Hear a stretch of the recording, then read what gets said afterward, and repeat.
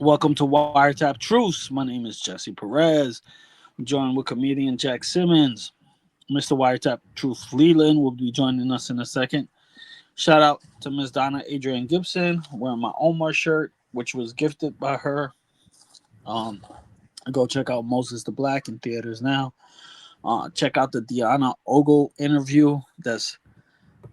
I'm trying to make them now that I see the numbers it's getting. I'm trying to make that the number one video. I just think it's hysterical that she had like this, little small part in it. I mean, it's a great interview, but I wanted Hmm. like if it surpasses Jolito, I'm gonna crack up. like, you I don't know, know how Bulito will feel about that. yeah. I don't think Jolito will mind, I that's one thing about the Wire. They're all Wire family. All the Hmm. castmates. So yeah, Jack. You wanted to get some words off your chest before we get into the Oh yeah, podcast. So, platform's all yours, brother. oh yeah, yeah. Of course. Well, I wanted to run this by you guys yesterday.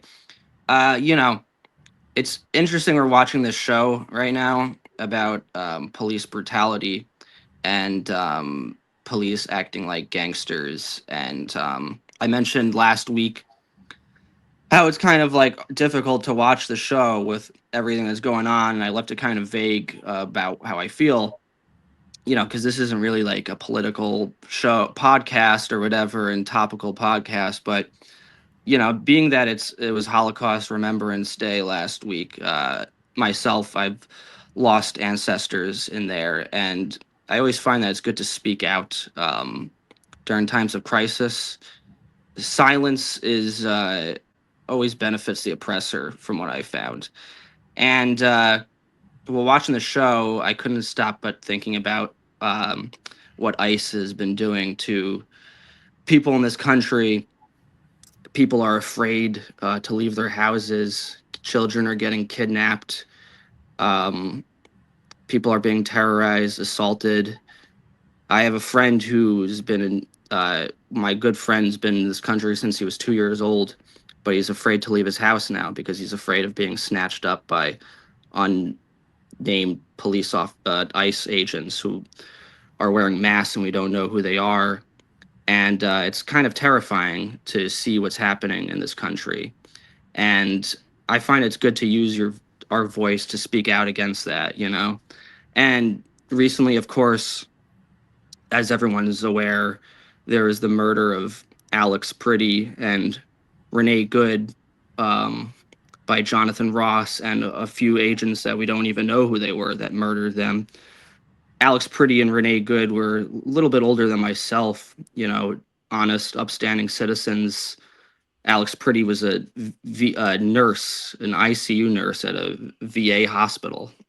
I was watching video of him helping veterans, and all he wanted to do is care for his fellow citizens, and he was shot, and the government is now lying about it. And it's terrifying to watch. It's terrifying to see what's happening in this country. And I know that David Simon feels the same way, and there's a lot of listeners that probably feel the same way, and you probably feel helpless. But if there's one thing, maybe that's a silver lining, I guess, is what's inspiring is seeing the people of Minneapolis band together in times of crisis and care for each other as a community, and showing that goodness does prevail. This too shall pass, and we will move past this as a country, and we will. Um, I'm hoping that these ICE agents face justice for what they're doing, as Wayne Jenkins and his squad face justice for what they did, and I'm hoping for better days to come. And so I want to dedicate this episode to Alex Pretty and Renee Good, and I want to get that off my chest before we start the episode. So, Good stuff. Nicely said, brother. Very I nice to think, see it. and Charlemagne the God, I think had some words also, which was pretty interesting to check on as on the Breakfast Club YouTube channel.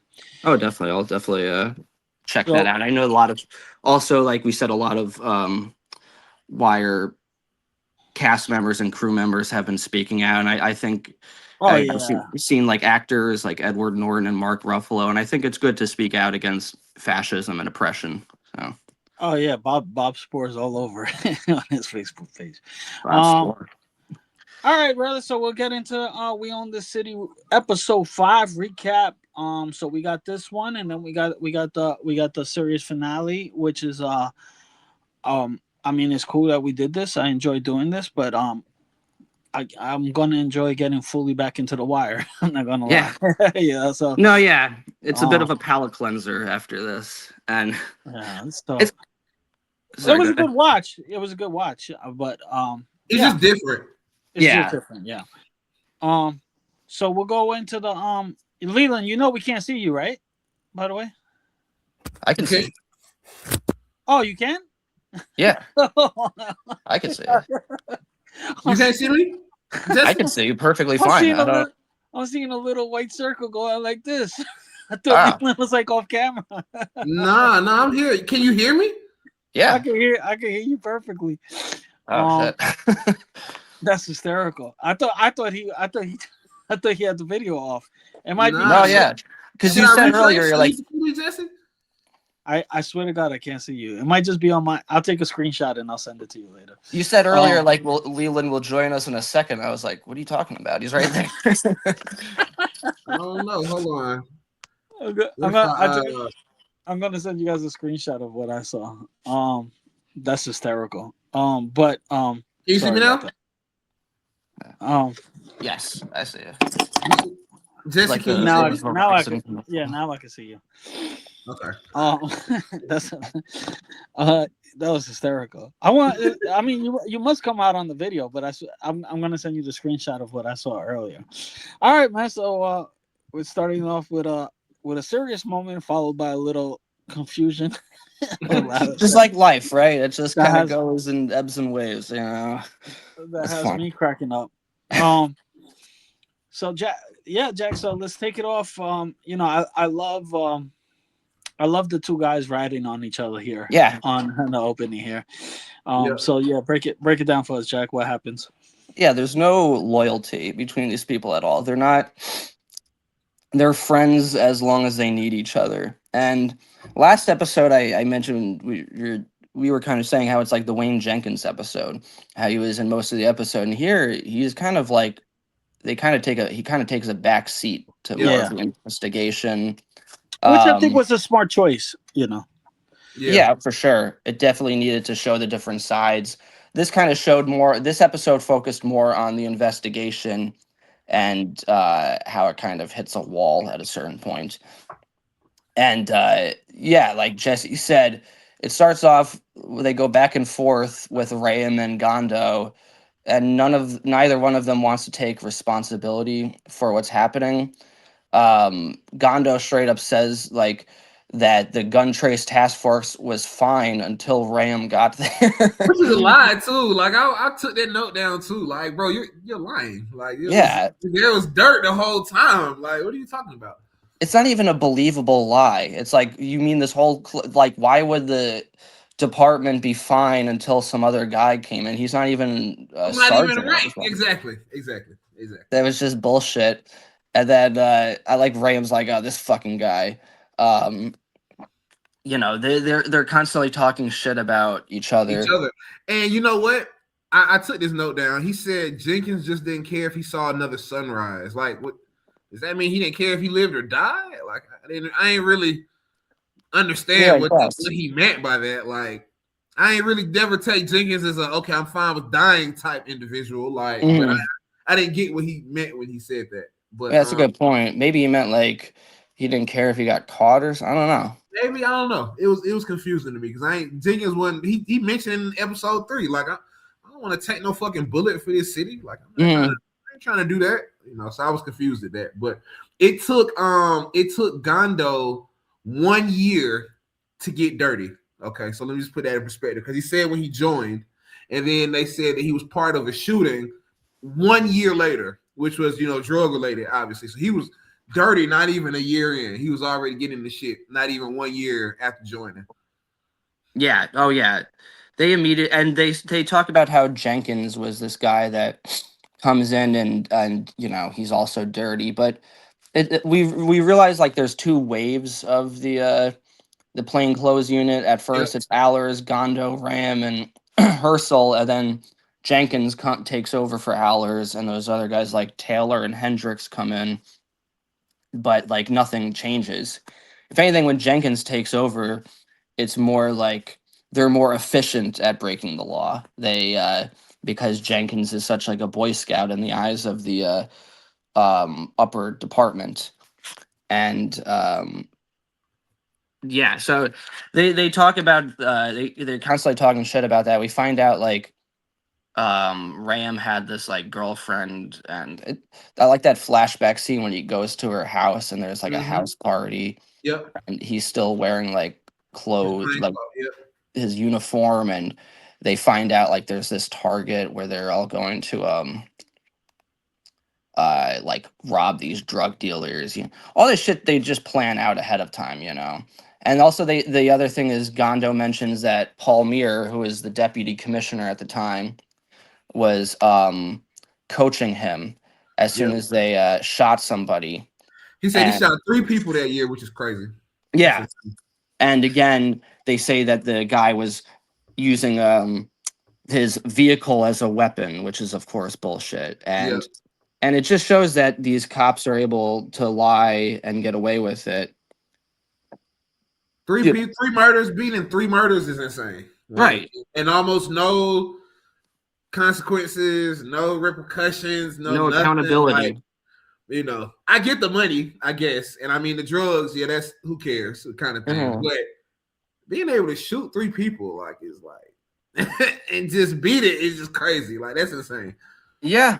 And it's like if your boss is protecting you. Yeah, that's the other layer to it too. He's the deputy commissioner now in present day, and he was dirty too. He resigned too at the end.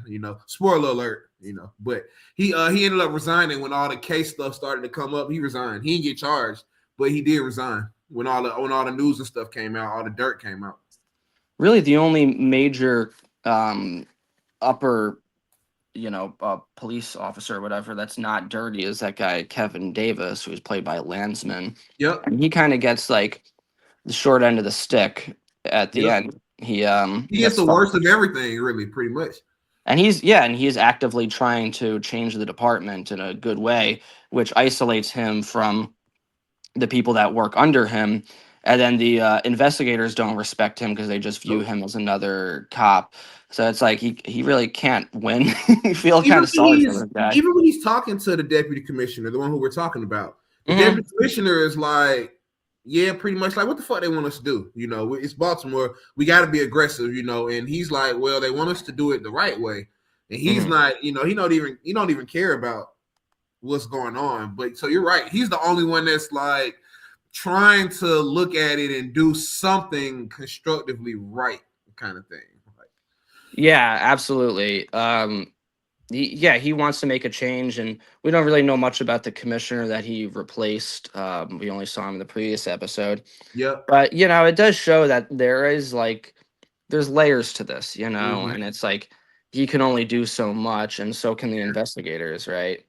And the person who replaced him too, y'all, he ended up, was it resigning or going to jail? It was something. He was in some dirt too. Right. So it's like even his replacement, who he was supposed to come replace and do away with all of the plainclothes squads. And I think they did that for a short period of time. And then he ended up getting charged with, was it tax evasion or fraud or something? It was something where he had some white collar crime thing. Yeah, it was something like that. But it was, I think, 4 months after he was, he was sworn in. But also, Ram lied to the investigators, IAD, about those shootings. He was suspended with pay, and for 2 years.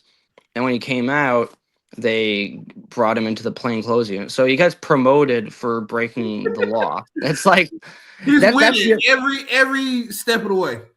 Yeah, and that's the thing is like they reward the bad cops while the good ones get punished or moved to another department. It's just so fucked up. And it's all true. This all has really just happened, and it continues to happen. The funniest line in this open is when Ram says to his attorney, he's like, "What the fuck am I paying you $500 an hour for?" What do I need you for? Like, right. He's not saying anything. He's just revealing all this information. And there's a scene when he's talking, where Ram is talking, and I swear the lawyer looks like he's sleeping. I think it's the last episode. It's like a scene. It kind of flashed him. He's got his head like this. Kind of looks like he's sleeping. Yeah. I mean, I guess he doesn't have much to do because it's like at this point, the more they're revealing all this information because the more information they reveal, the less their sentences. So it's, that's why it gives incentive for people to. And what's crazy, y'all, is if this is true, I'm pretty sure it is. Ram and Gondo, if they did all of this cooperating with the cops, they did so much dirt. Yeah, even with all of the cooperation, they still, I think, Gondo got, I want to say it was 15 years, and I think Ram got 12 or something like that. It was something like that. So they were attached to a bunch of crimes, even with all the cooperating. They still both got 10 plus years, if I'm not mistaken. Wow. Are they? So they're still in jail then, I imagine. The only ones that have been released that I know of are, I think, Hendricks and Ward. I think the ones that got 7-year sentences. They've both been released. Herschel has been released from the earth, so yeah, he out of there. He got sent to hell. But so they're constantly talking back to each other. In a way, they're the smartest ones out of the cops that are in charge because they really see the writing on the wall, unlike Jenkins. And Sean Suter, who is the kind of the protagonist cop of this show, he's kind of hitting a dead end with that murder that he got. There's no real casings, and he's trying to talk to a witness. And even being like a friendly guy, the witnesses still don't want to talk to him because they just see they have bad experiences with the police, and so they're like citizens versus the police, man. Like he told them, he said, did you used to be one of them jump out people? Shit, I got robbed my damn self. Shit, I'm right. Shit. Yeah, exactly. It just that's the problem is their like we saw in the last episode how they're never able to get witnesses on the stand because nobody wants to talk to somebody who's robbing them or beating on them. It makes the job of actually good policemen more difficult. So what do we think Suter's past was here? He got trained like Wayne Jenkins got trained. Probably pulled some of these people in the bullshit. I didn't really see him as robbing the people, but maybe bring him in for bullshit. I could see that on the Well, I mean, if he's part of the unit, then the jump out unit, and he was definitely still jumping out on people. He might not have been necessarily part of a robbing situation. But he was part of the unit. Right. Yeah, but I'm saying he probably brought in a few people on some bullshit charges, right? Maybe it was because he kind of he is a moral character, but there is a bit of guilty conscience with him also. For sure. And so we can only imagine that he did kind of partake in some of this. To my thoughts. I mean, that's true. Sorry, excuse me, guys. I didn't have much to eat. Apple day keeps the doctor away. It's true. You gotta get your I used to eat the seeds. I love the green apples. Really? Yeah. You ate the seeds? When I was a kid, I used to eat the seeds, and they told me stop doing that. I was like, "Become an apple," right? That's what they used to say. Like you grow an apple tree. I don't want to. Well, and then when I got older, I'm like, why the hell did I do this? Like, what was I thinking? But, that reminds me of like It's Always Sunny in Philadelphia. Why Dennis, like they tell him like eating the apple seeds will like poison you or something, and they're like grown men that they believe that. Yeah, I don't want to like right? chew on. Yeah, I'm not allowed to eat the seeds, man. Oh yeah. It's Always Sunny. That's probably the best comedy of all time. It's one of the greatest shows ever. A couple of Wire actors are in that one too. Chad Coleman. Yeah, Chad Coleman. Yeah. I'm not saying it's the funniest one, but it's definitely like top 5 for me. My wife loves it. You think it's better than The Office, Jesse? Are you an Office fan? I love The Office. Two different shows. Two different. Yeah. Shows. I mean, it made me laugh harder than The Office at times. It's funny. I know if Jack is familiar with the show, my first episode of watching it was The Nightman. as my first episode. So you could Oh yeah, imagine. You could just imagine on how much in tears I was watching that show. you gotta pay the troll toll to get into the boys' hole. Dude, It's Always Sunny is great. Yeah, you should That's a great definitely show. check it It's out. definitely it's every episode is got some action and stuff going on for Right. sure. It's still running too. They're still making new seasons, which is Yeah, like I don't watch the new seasons though. I don't know. It's pretty not the good. same. Yeah. Yeah. But oh yeah, so we're talking about Rayam and Gondo, and they're all fucking lying. I don't. But Suter, they from the perspective of the show, it doesn't really show him being a dirty cop so much as like he's complicit in the sense that like he's just like there, but he's not like actively partaking. Like he was kind of like forced by Wayne Jenkins to take that money, Yeah. and like No, he he's was. definitely the moral character of the show. I'm just For saying, sure. like when that old guy said that to him, him at the bar, it seems like he has a bit of guilty conscience with him. He's Where been in they're some like, shit. Yeah. I you're mean, not that. you gotta think too with him. Even at the end of the episode, when it flashes to him kind of going through anxiety and he's Yeah. flashing back to some of the Mhm. stuff, I mean, he was into some shit Yeah, I with don't. but the dirt, it doesn't really, even from my research outside of the show, it doesn't really like, you can't really find how dirty he was necessarily. Like in the show, they allude to it slightly, like he took some money sometimes, like maybe, and then off camera in court, they said that was it Ram or was it Gondo? I think in the show it was Ram. They said that Ram was going to testify that he stole money, but in reality it was Gondo. I think in real life it switched. It's in the show. I think it was. They said that Ram was going to tell on him, That but was weird. That's weird to make that switch, right? Like yeah, what matters? Who's yeah. gonna say so? I don't understand why they switch certain stuff. I don't get that because it's something else I'm gonna touch on when we get to the scene that they could have just left in that they switched. I don't get that either. But yeah, so he took some money at some point in time, but was he as dirty as him? He probably wasn't robbing people like they were, but he could have been skimming some money off the top, maybe, but I don't think it was to the degree of what they were doing. It might have just been like you said, Jack. Oh, I'm part of this squad, and maybe like what's the guy's name? Was it Ward? Maurice Ward? I think the one that was like apologetic and stuff. Maybe it was like him, where it's like, well, I'm only doing it because I'm part of the squad, but I'm not really. I don't really believe in taking this money, kind of thing. Yeah, exactly. And it's like one thing I will say also, like, because it's like they don't even have a choice really, because if they don't do it, then they'll get punished. And one thing that's interesting when I thought about this show, though, it's kind of like the reverse side of The Wire. Like, it's like if The Wire mainly focused on like Colicchio and Walker. Yep. Like, you imagine that, the whole show is about the dirty. So it Yep. is what is good about this show is it does show like the other side where it's like the main guys are like the shitty corrupt cops. It's the contrast of it because, like we've mentioned when we're doing our season 1 breakdowns, the cops don't fire guns in The Wire, really. Like it's not really a thing, kind of thing. They're not really into dirt necessarily in The Wire. That's not really what we're showcasing there. But this is all we're showcasing here. It's the dirty side of policing here in this city. They're completely, But I like that about The Wire too, because that's a statistical fact. Most police officers go through their whole career without ever firing. My dad's never had a reason to take his gun out the holster. Like I don't, from my knowledge. Yeah.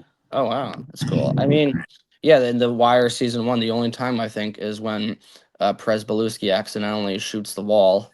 That's the only gunshot. But there in the next scene too. Prez kills an undercover. Oh yeah, I'm just talking about in season 1. You said season 1. Oh, but yeah, no, that's fair. That's the other one. But yeah, other than that, it's like it rarely happens. It's always Prez. Yeah, it's always Prez is just fucking up. And the next scene, like when they're talking with Nicole Steele and Ahmed with that other guy, and Ahmed brings up a good point where he's like, a lot of this, half the country is just going to be like, fuck them. They had a reason to get pulled over. Like, it's like, what do you call that? Probable cause. Yeah, probable cause, or they have like inherent bias against. So it just shows that, like, even in the face of statistics and like actual video evidence people are so um Dated. yeah, they're so stubborn, and they're just not inclined to change their mind, and that's kind of He, a he told them, like, well, these are citizens though. Like, they didn't have no record. Some of right. these people, like, he had to let them know, like, well, that's not the case. Truly, Mm, some of these people were just citizens with no type of violations or nothing, just regular normal citizens that got robbed, which is right. crazy. Not to say one person deserves it more than the other, but it's like, hey, I pull over a drug dealer versus, a dad, a married father, working father kind of thing. I probably feel a little bit worse taking the married father's money than the drug dealer who's putting out poison's money, I guess, kind of thing. But both wrong acts, but I think one is more wrong than the other. No, yeah, for sure. I agree with that. And like Nicole Steele, her character arc is she kind of goes through like this existential crisis of like, what Yep. what am I actually doing here? Like, is this gonna make a difference? Is this just bullshit? Am I just writing an essay? Like, Yep. and that's interesting because up until now, like, we don't really know that much about her, even though Mm-hmm. she's like the main protagonist of the show.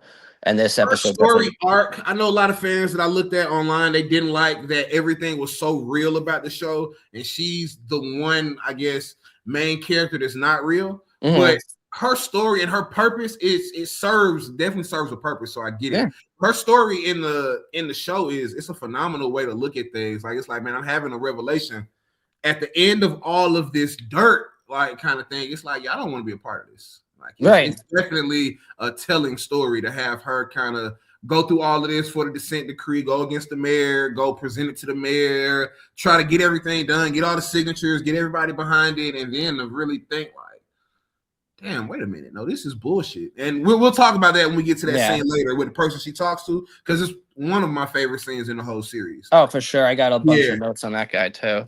And then there's a little funny scene too. The next one where so they're trying to plant the what do you call that thing, that The mic, the GPS, bug. the bug, the tracker on Gondo's car. Yeah. And Saraki's like, I can do this, if you don't feel comfortable. And like, she's like, what are you talking about? What I Like, need help for? What, she said, in case I can't find my way around the Chevrolet? Like, what right. are you saying? Like, And he's like, I guess that didn't sound right. He's like, what are you trying to sound like? I thought I was trying to sound like a middle-aged white guy from you nailed it. 1974. Sound like that. It's cute because it's like he's clearly just trying to like impress her, like protect her, and she's like, I am your boss after Yeah. all. Like, Every episode, he was on that shit too. He was trying to, throw little subtle hints. Like, I mean at the prime rib, the steak Duvar, Oh yeah. Well, you And eat even after, McDonald's. You eating a Big Mac on the on the street. You are not at no steak restaurant, bro. well, even later on when he's like listening to that song, he's like, I think I heard that on an episode of Star Trek. And No, you she's haven't. You don't know what she's playing on that damn flute. No, you right. haven't. He's like, got any Jethro Tull? And she's like, one day you'll impress me. They have a cute little dynamic too, They do. No, they do. And like, and even afterwards, she's like, ow, my hair. Like, she's just clearly fucking with him. Yeah, so that, but also the other scene, I don't know if you guys, this reminds you also when Sean Suiter is talking to his partner. Mhm. It gave me a lot of reminded me a lot of McNulty and Bunk talking to each other in the bar, like even the old jazz music playing, and just like they're just kind of like decompressing after a long day of work. It definitely like got me thinking it might even be like the same bar. That's what I was about to say. I mean, very, it is David Simon and Ed Burns, and a lot of the same people behind the scenes. Miss Donna, Miss Debbie worked on this too, didn't she? She worked on Beyond the City, didn't she, Jesse? Yeah, Miss Debbie and Miss Bob Debbie and Miss Sport. Donna. Bob Yeah, and Bob Sport. Sport. Okay, yeah. So a lot of the stuff that's in terms of the visual is the same. Same people, same spot, same sets. Same bars. I'm assuming. I'd have to go back and look at The Wire. I'm pretty sure they probably filmed in that bar in The Wire. I'm pretty sure. You might be right. It might be the same. But bar. it might be a different one. It might be, but it's probably one they filmed in before. Yeah. Yeah. Because Brooke said they used to hang out at this bar. Oh, shout out to Brooke Eden too. I sent him the Deanna Ogo podcast, and then he he put a heart on it, and I was like, cool guess, right? He's like, all your episodes are good. So I was like, Oh, hell Man, yeah, that's bro. love. No, that's my love. We man, bro. appreciate that. Thank you, bro. And Appreciate also that. too, Jesse, I meant to text y'all this in the group. I want to start trying to plan the reunion episodes. However, we're gonna do that soon. For It's sure. already February, yeah. So I was like, I want to go ahead and at least start getting people's schedules and all of that intact. So For Yeah, sure. for sure. Yeah, but also like even the when he says like you want another one, like it just yeah, it definitely gave me wire feels to it. And Nicole Steele is also talking to this guy we saw in the last episode when he was getting hassled by Ram, Gondo, and yep. Herschel.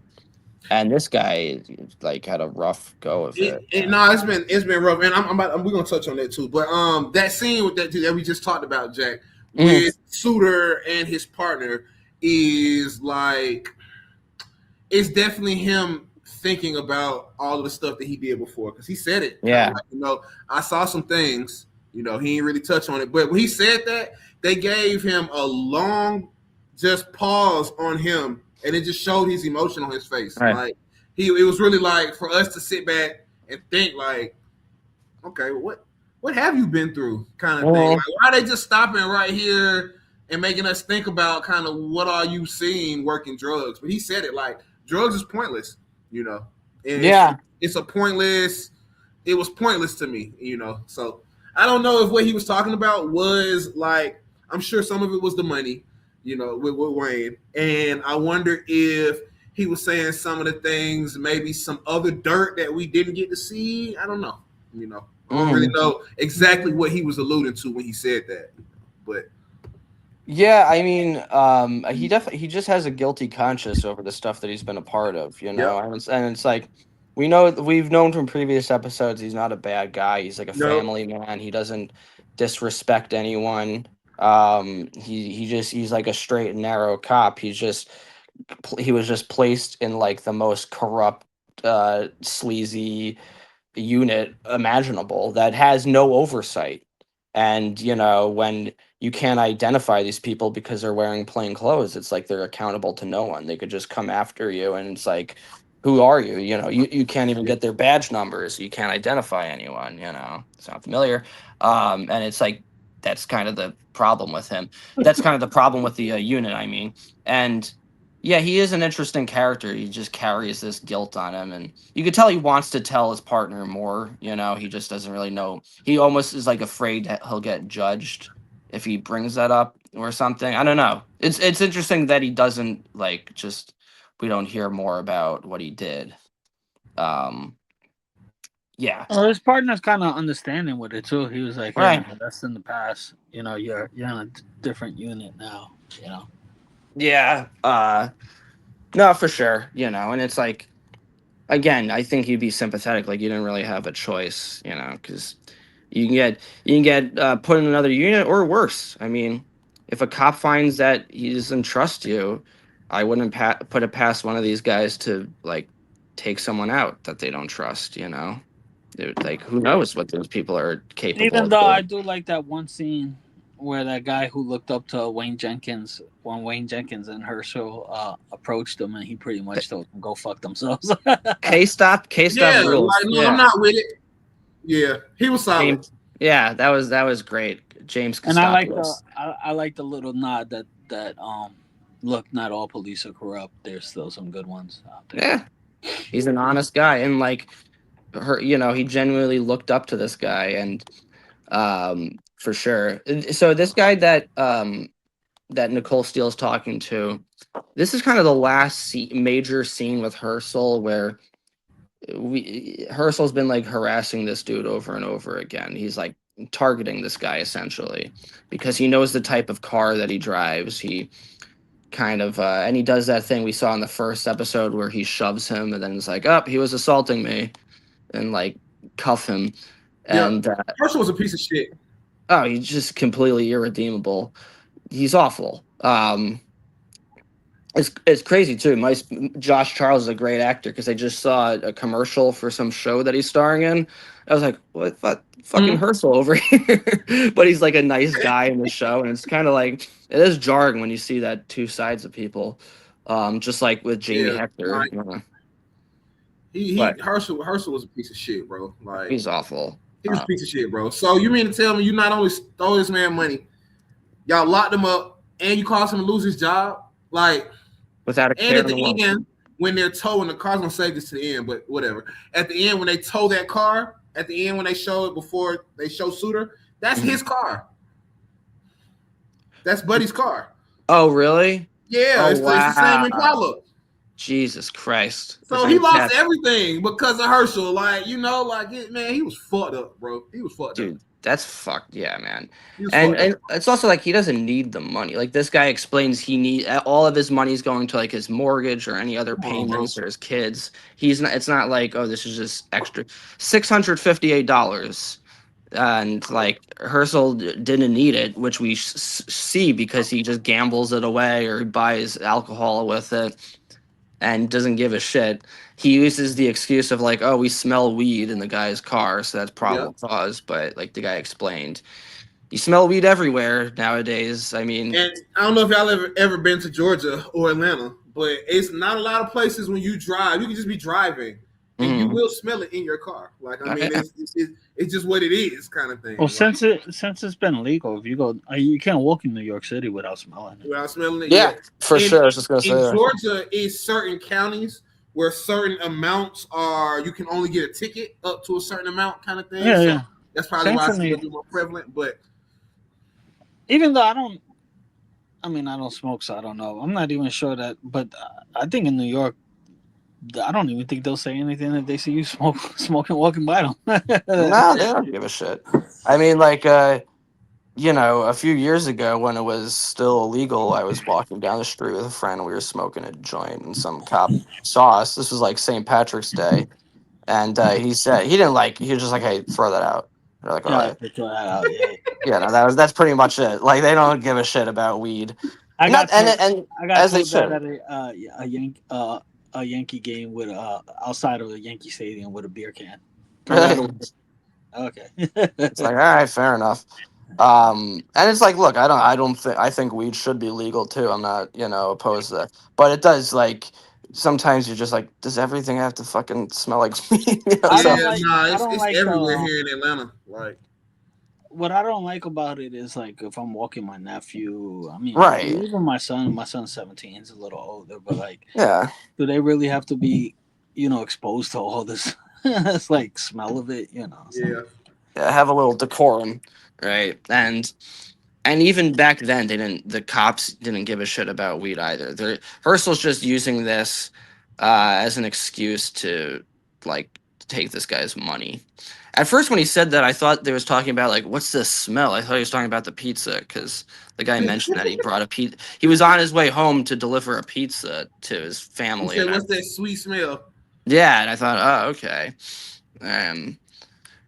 Yeah, it's interesting. We don't really see a lot of now I'm thinking about weed. We don't really see a lot of like pot smoking throughout the show. There's a few scenes in like The Wire where they smoke weed, but it's mainly kind of like referenced or everything. It's mainly drinking and like Yeah, I'm trying doing to think heroin. in the Wire which scene. Are there any weed smoking scenes? There's one when Bodie smokes a blunt with Cuddy in that party that they go Slim to. Charles. Yeah. Okay, that's one. And then Stinkum when he gets promoted and he's like, "What about the rules?" He's like, "Yo, special occasion, yo." Yeah. Okay. But I think that might be the only two scenes of weed smoke. That's in there. I never thought about that. Damn. Yeah. I mean, they're into harder stuff in The Wire too, though. Yeah. Right. Exactly. Amsterdam is, you got heroin and cocaine here. Right. What's weed's probably implied. Like, hey, yeah, it's probably some weed smoke around Oh, here yeah. somewhere, They We're use weed to freely doing detox. heroin. Yeah. You know. That would be funny if they were like a scene in Amsterdam when they like go buy weed and they're like, "What? You don't have to come to Amsterdam for that shit. You Right, can do that. exactly. You can do that right there." But Find it I'm glad you anywhere. said that, Jessica, because I would have forgot this thought. When Vernon was talking to Kima about Marlo being the spawn of the devil, and they were talking about the witness who he killed, he was like, the boy went to the west side to go buy some hydro. He could have bought the same weed where he was at. Right. He mentioned that later too. Oh yeah. It's interesting back then too, it was much harder to get. Like nowadays, there's dispensaries and everything. Yeah. So there's a, I think it's Rams. Like, even though he's a piece of shit, he is a funny character. He does make you Hilarious. like. And He I does have a don't lot of know great if lines. because the actor, I've seen the actor in. He was in Power for a few episodes. He was pretty Okay. funny in Power, like the very, very, very first season. Hmm. And I'm trying to think. He was in The Wire for a few episodes as Marlowe's hitman. He had a few funny lines in The Wire, but in We Own This City, nah, he's a clown. Like Yeah. he's clowning. He He like, just has a great timing. he's like that's it exactly. Like when they ask him these questions, he's like, yes, like I did Right. this, yes, okay, kind of thing. Yeah, I lied. So what? Like kind of thing. Yeah, no, he's funny. He's What does got he great say? Like, timing. no offense to for that guy. He's like, oh, I'm not no About like Wayne Jenkins being posing an as attorney. an attorney. He's like, no offense. Oh yeah, or like in the episode when he's like mocking Jensen to her face, like, yeah, I guess I was on leave. Like he Yeah. just he's got like Yeah, an he attitude. got some good moments. He got some good funny moments for sure. And the one here that was funny when he was like, because they talk about when Allers brings his kid, it was like, I guess it was like bring your kid to work day, because yeah, they bring him on a sting operation. Having your son on a day when you're blatantly gonna steal money Right.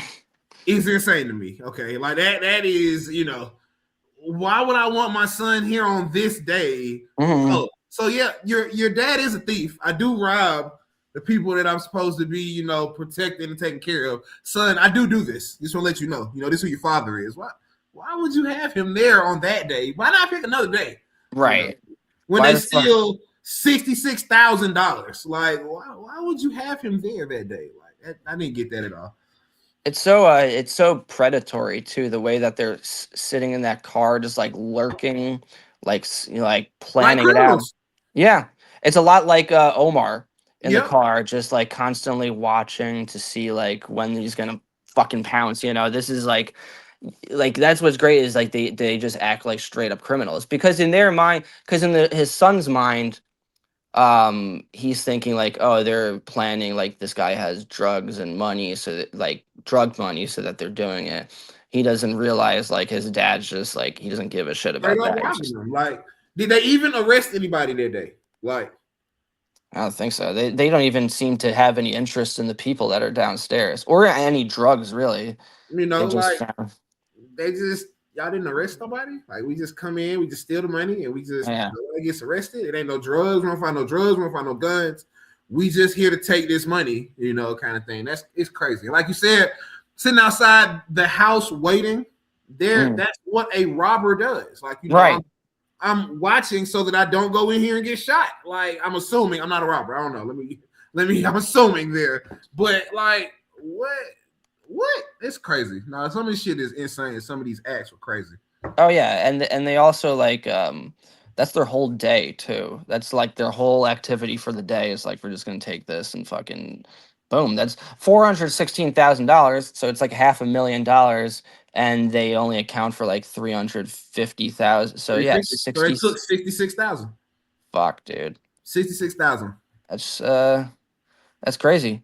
Um, yeah, and of course they don't really split it up as we find out. They're all in it for themselves. They don't give a shit about each other. Alice Uh, he probably took most of it, but mhm. it probably wasn't an even split. No, yeah. The boss takes most of it. Yeah. Um, and then they find out like they talk to this guy Ward who talks about uh Jenkins taking over. Yep. And everyone's like kind of skeptical about it at first, like, hey, there's a new cop, like, is he gonna be good? you know and we show that like flashback scene to when Jenkins is driving along in the car with K-Stop, and he's like drinking a Mike's Hard, getting and he's listening to Ghetto Boys and singing along to it. Boy going crack. That's such a Yeah. little legendary scene. Like, Mm. I don't really commend nothing that Wayne Jenkins does, but that little scene right there was lit. I ain't gonna lie. That shit was Well, the dope. action, Yeah, I mean, you could. The acting was great, and Yeah, there's man. some Come on funny. now. I mean, there's some funny moments. You can still laugh at Yeah, Oh man. moments. yeah, I, it's I love hilarious. it. It's See Ghetto hilarious. Boys on the thing, bro. Like, come on, bro. That's next level, bro. Which That's I don't think you're allowed to do neither. No, I the don't fuck think you're no. allowed to like be bumping rap music and Hell no. you know. What? he was Because I singing. He was. Sorry, go ahead.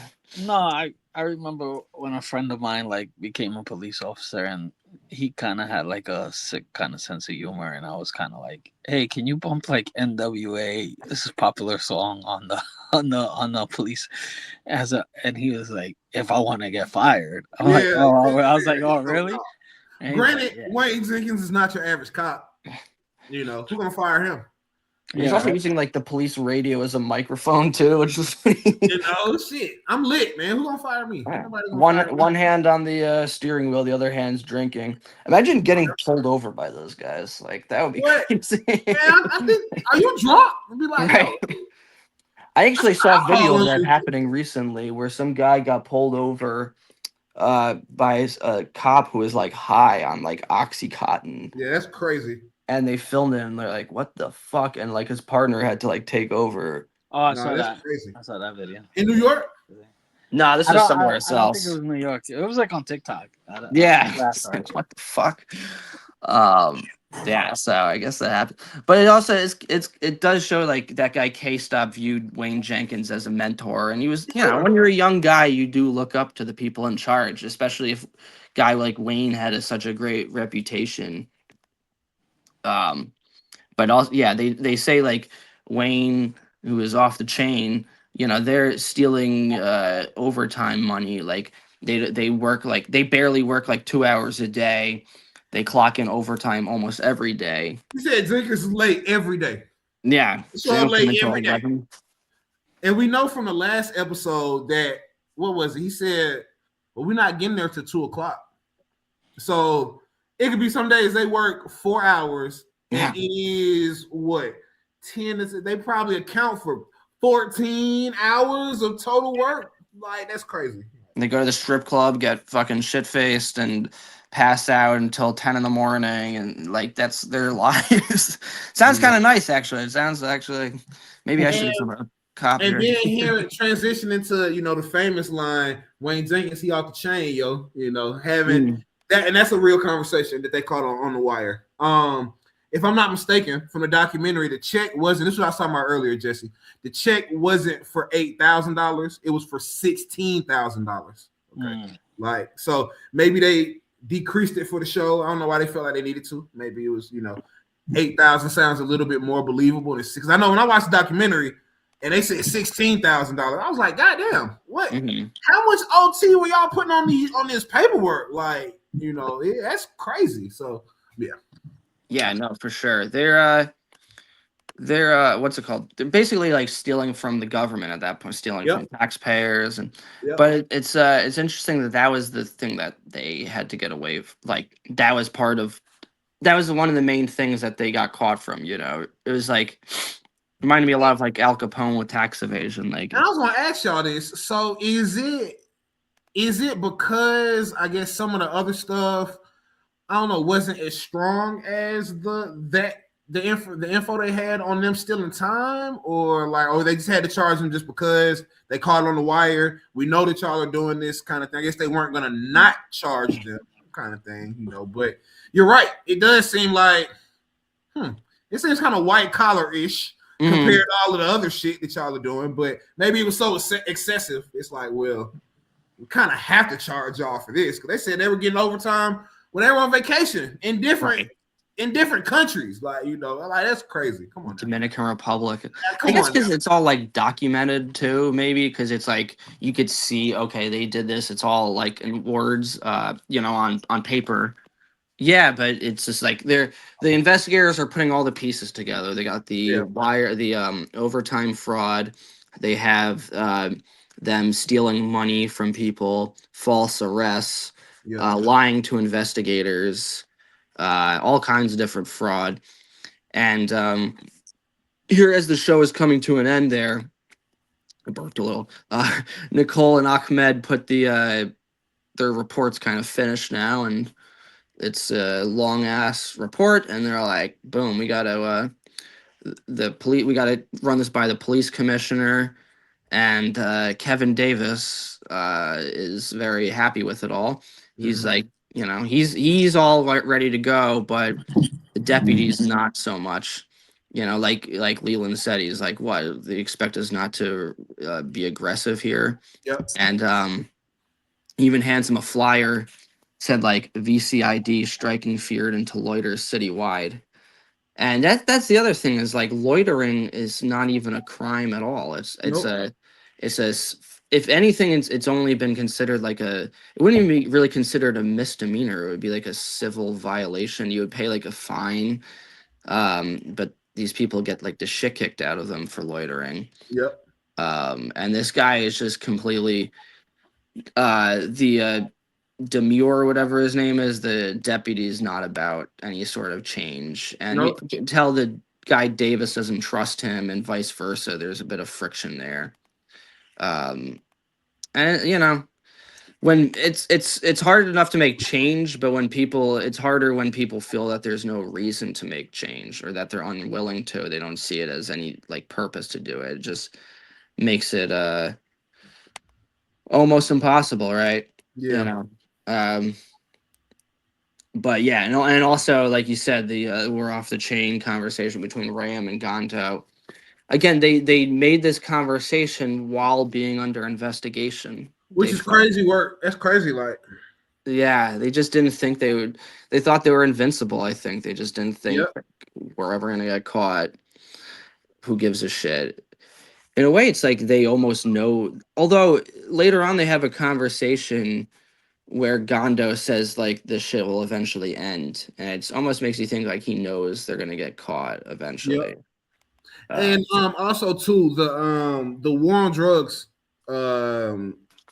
back and forth with I can never remember the guy's name in the show, but with Miss Steele and him when they're talking about the war on drugs and how lopsided it is, that is such beautiful dialogue. Oh yeah, that's a phenomenal dialogue. But yeah, you all knowing that y'all are under investigation, right? And like still kind of just not even no regard for what's going on. Like what? Right. Yeah, it's a combination of like balls of steel and stupidity. It's like, what are you thinking? Like, and Ram said it whenever he was talking to Gondo, pretty much like, if it's the feds, it could take years. Well, so I mean, years to get caught? Like, what? I'm just not understanding the logic behind. Yeah, I mean, if they're working on a RICO, it could take years. But I mean, so what? You're still going to get caught in years. Like, there's always an end to it. I don't get it. I don't get that. I didn't get that at all. They felt no need to change their behavior or even like, and it's crazy because like even like gangsters like we see in The Wire, they know, okay, we're under investigation. Let's slow things down right now. They know like, we're gonna keep banging. Let's keep right, going. yeah. There's no like, hey, maybe we should like switch it up or change our like maybe we should just chill for a little. There's none of that. They just keep going full speed. Because I think a lot of them also might just think, even if we get caught, we're gonna beat the charges. Like, right? Because he said, Gondo said, this ain't no drug. We ain't no drug dealers. This ain't no Pablo Escobar. We the police. Right. Which is crazy. They robbed that man all the way from the car stop, all the way to his house, and then after, like lied about things. They were going crazy with some of these acts, bro. It was insane. Hundreds of thousands of dollars. Yeah. Right. I wish that the one that I talked about a few times from the documentary where they show Wayne Jenkins, they got footage of him. It's a lobby. So I don't know if it's an apartment building lobby or a hotel lobby, but it's them like actually committing a robbery kind of thing. It's evidence of that. And you see Wayne Jenkins in this lobby walking around, and I don't know if it's an apartment or a hotel. I'm not sure, but it's like part of them committing a robbery act. Like I wish they had included some of that into the show somehow. I don't know where because the show is only 6 episodes, but that little scene right there, if you see the documentary, you'll be like, man, this is crazy, bro. Like, what are you doing? What are you doing where you can just be blatantly and just get caught so easily? Like in broad daylight, like it's I limited serious is the proper genre term. Yeah, Yeah. yeah, facts. We're not gonna get everything. Yeah, yeah, facts. I definitely want to check out the documentary though. It sounds really It's interesting. and honestly, y'all, it's another one. I really want. I kind of I don't know why I've stopped myself from watching it, but there's a Sean Suiter documentary too. It's another one that's on HBO. And I just haven't. I don't know if it's like, well, I seen that We Own the City. I don't really need to watch it, but I probably should still watch it. But I Got a Monster on yeah, that's the one Amazon about Prime. Wayne and really the whole task force. All right, cool. Yeah, Came out pretty dope. 3 years ago. Wow, damn. Yeah, I definitely want to pretty check that dope. out. It's pretty dope. And that's one thing that is really great about this show is everything is recent and it's like, so a lot of these people are like still, working. They even have a guy who plays Rod Rosenstein, who is a deputy attorney general, and he did a good job of mimicking him later on. But the scene that you're referencing, they're talking to this guy. His character's name is Doug Grabler, who's not a real Mm, person either. mm. But a little bit about that. So this is a little inside baseball. This guy is played by an actor named Treat Williams, who starred in this movie called Prince of the City from 1981, directed Okay. by Sidney Lumet. That movie is about a cop. He plays the main cop who basically goes undercover to expose all the corruption in New York police Yeah. departments. Wow. And David Simon listed that as one of his favorite movies ever made. He constantly Wow. talks about it being like a film that it like really exposes the war on drugs. And there's a few references in The Wire About to that film? that movie. Wow. It's a great film. And so like when I was like, oh wow, that's a little, like it makes sense that he cast him as that role, Hmm. you know. He's got phenomenal. That actor passed away actually. Oh, he did? Yeah, a motorcycle accident. He's a great actor. He used to be a huge movie star in the 70s and 80s. I Wow. was Jack, and man, as many times I've seen We Own the City, I'm like, man, I know this guy's face Mm-hmm. somewhere. Where do I know him from? Like, and I'm pretty sure I looked it up, but it's never stuck in my head. Like what he's played in that I remember from my childhood and growing up, but I know I've seen his face before. Like, He was in Hair. He starred in the Hair, that musical. Like he was in a bunch of The Phantom, Deep Rising. He had a huge career. okay, Uh, I know I've Prince, seen him before. Like I know I have. yeah. But yeah, Prince of the City was like a great movie, and it's one of David Simon's like favorite Favorites. films. That's good to And know. this character also, it makes me think like it wasn't a character. It was like Ed Burns. Do you know What what you I mean? mean? Like it almost feels like the character was based on Ed Burns himself, Hmm. because he talks about, oh, I was a former cop back in the day, And now back I'm in a the professor. 70s. Now I teach the law. Yeah, and just his point of view. It's like the way he talks about the war on drugs and everything. It's almost like the David Simon and Ed Burns are using the character as a vessel to express their own opinions about everything that's going on. Yeah. Um, And that's also a great way to look at Nicole Steele too. That's the right word for it. Is a vessel. That's the right phrase for it right there. Damn. Yeah, thank you. And yeah, I don't know. What do you guys like? Everyone knows my opinions about everything, but like, what do you guys think about the war on drugs?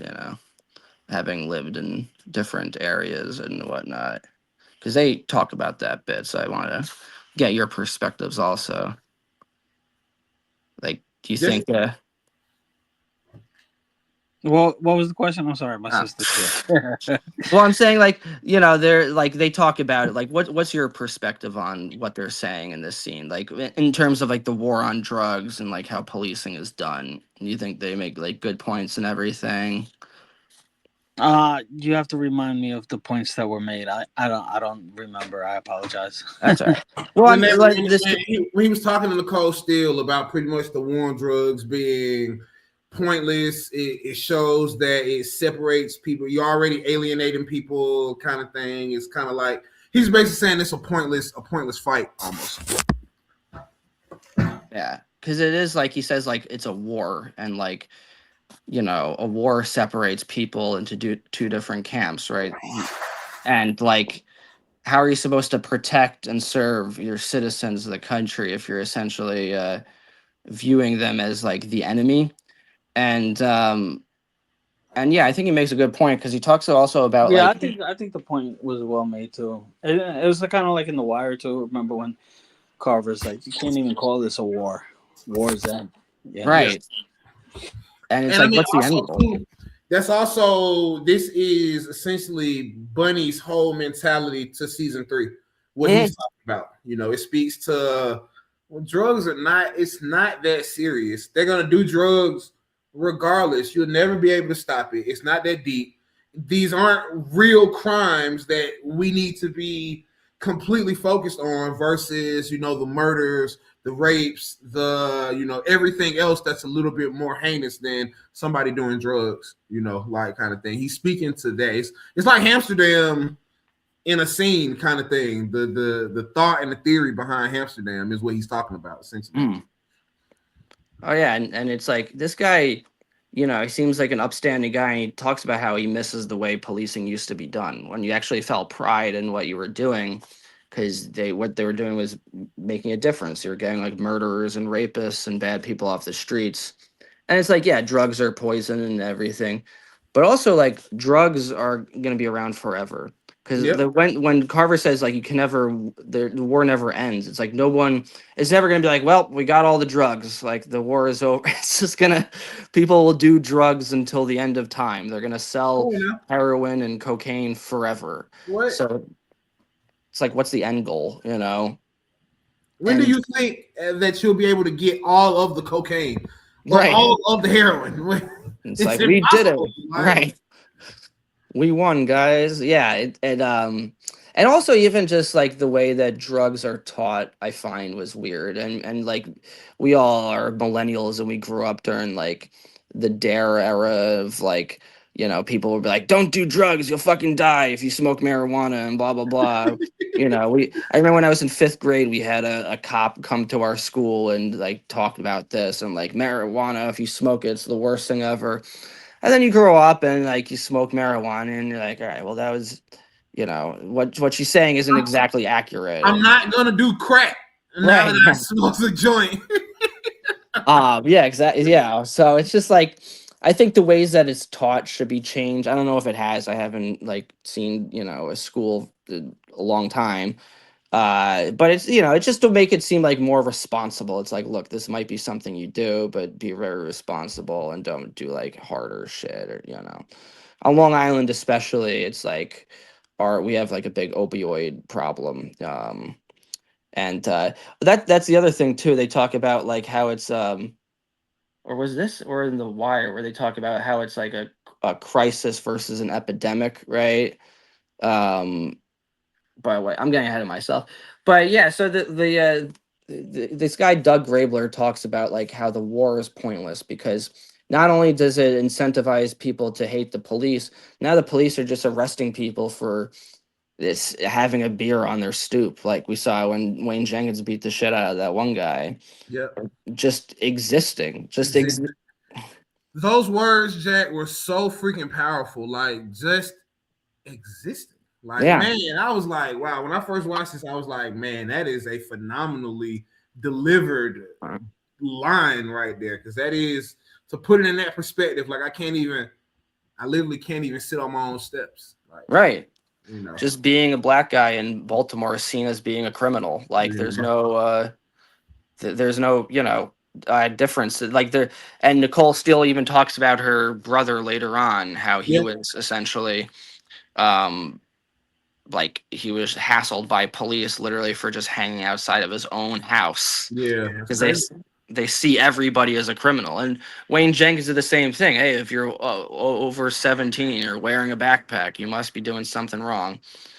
um so it is like an interesting perspective here. And you see also Nicole Steele starts to get a little jaded too because she sees like how this guy's been fighting the fight for 30 years and not much has changed. And um, yeah, that was probably like the best scene in the entire episode for me. Or just It might be the best scene in the whole show. Being honest, yeah, I'm not gonna lie. It might be the best scene. It's the best maybe not the best scene, maybe, but it might be the best. It might be the best dialogue in the entire show. It's a phenomenally written scene for Oh sure. yeah. Well, it also he even mentions how it's like it's not just the cops. If the politicians are being like, we want to be tough on crime, Yep. it gives more incentive to the police department, you know. And that's the thing too, is that when you're voting for an election, right?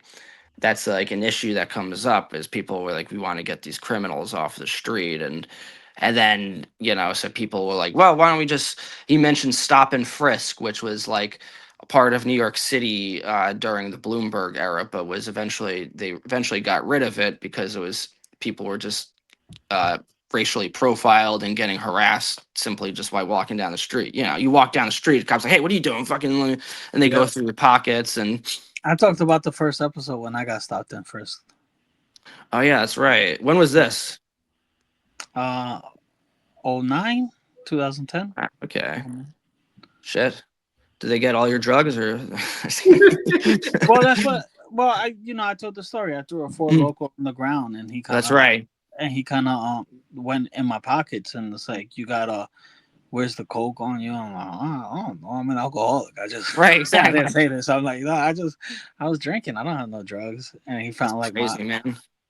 my officer's son badge, and he was like, oh, you found this wallet, and I was like, no, my dad's a police officer. And he was like, "What are you doing drinking a Four Loko at 9 in the morning?" I'm like, "I drink at 9 in the morning," And it was kind of like, God. and but it was kind of like, "Where's the drugs on you?" And they went through my pockets and everything too. Damn.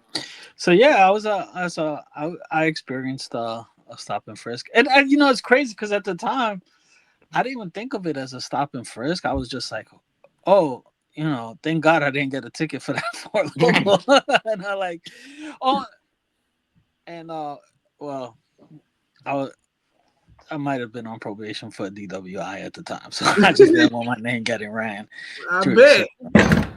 I thought I could get in trouble for that, but then I kind of realized he was just like looking for like drugs on me and stuff, and thank God I didn't do that. So. Oh yeah, he might have been one of the fucking dirty cops too that steals money. Yeah, man, it's great. Like, it's good that that's no longer a policy here. He mentions also like in 2005 when Martin O'Malley was the mayor of Baltimore, who Yeah, was I caught that too. Presbeluski was the based on no, not what's his face, Carcetti was based on. There I go again, mixing up the names.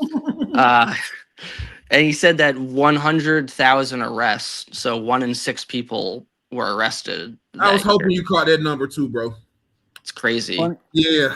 Something I'm sorry is something that's been on my mind. Something that I find is hysterical with the names.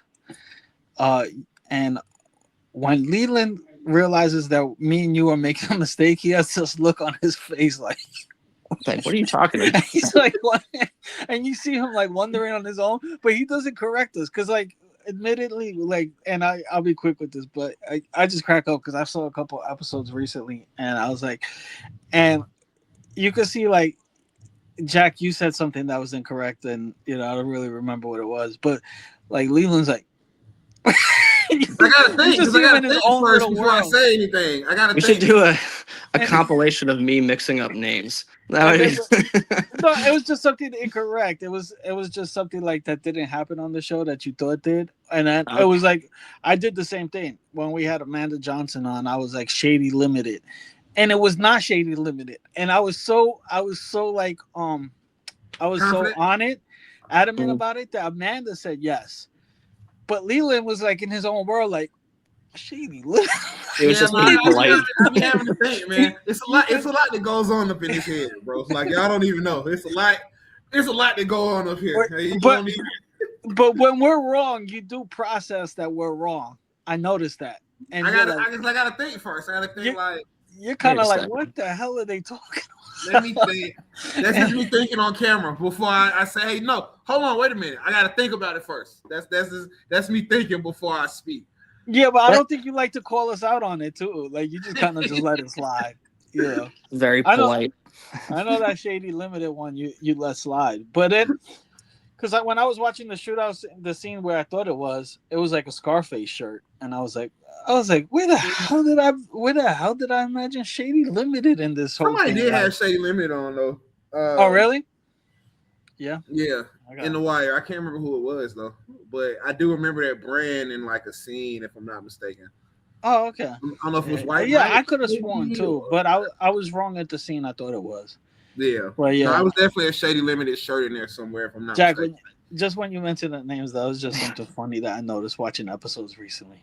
Well, that's the Leland- funniest thing though, is that I can relate to that a lot when I'm like wrong, but also you're just like you feel so confident about that. You're like, no, that's got to be, and then it's the worst Yeah. thing ever when We've they, all been there. oh yeah, when they can, you're like, well, sometimes I'll just like double down and be like, well, everyone else is wrong, and actually I'm still right.